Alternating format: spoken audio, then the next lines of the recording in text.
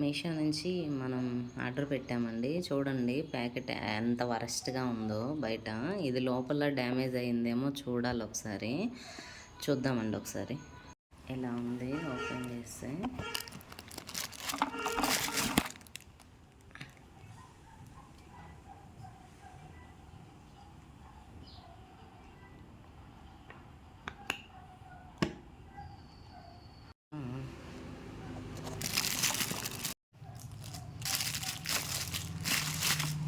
మొత్తం ఓపెన్లోనే ఉన్నాయండి. ఏం ప్యాకింగ్ కరెక్ట్గా లేదు.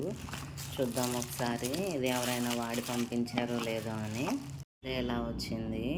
దీని లోపల చూడండి ఒక బ్లేడ్ ఉంది. ఈ బ్లేడ్తోనే ఇంతకుముందు థ్రెడ్ ఇచ్చేవాళ్ళు కదండి, థ్రెడ్తో లాగేవాళ్ళం. కానీ ఆ థ్రెడ్ ఎన్నిసార్లు పెట్టుకున్నా తెగిపోతుందని చెప్పేసి ఇప్పుడు ఇలా పెట్టి ప్రెస్ చేసేదైతే మనకి యూజ్ ఉంటుందేమో అని తీసుకున్నాము. చూద్దాము. ఇలా ప్రెస్ చేసుకుంటే కట్ అవుతాయని చెప్పారు.